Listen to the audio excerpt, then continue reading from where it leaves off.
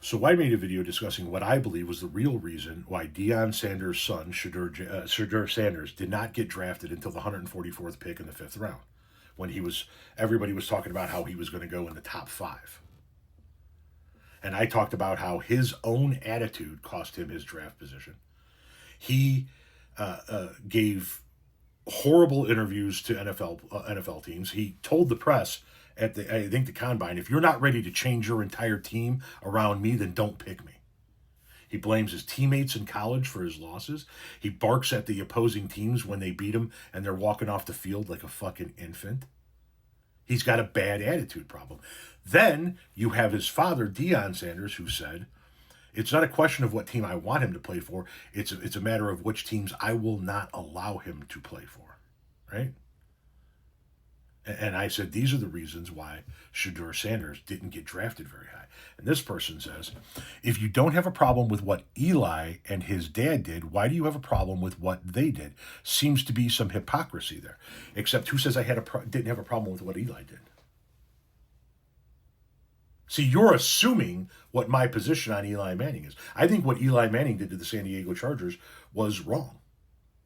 And his dad was out of that. That was Eli's decision, just so that you're aware.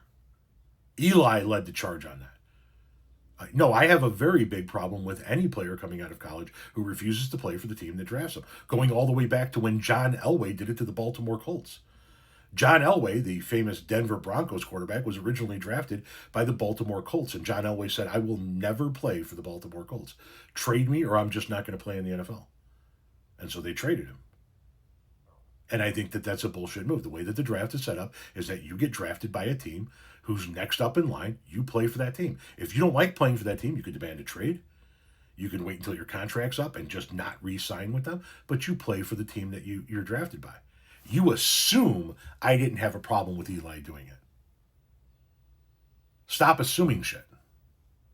Furthermore, in 2018, Deion Sanders tweeted, I love what the Browns have done this offseason, but if I'm a young quarterback, ain't no way I'm going to Cleveland. I would pull a Eli Manning if possible.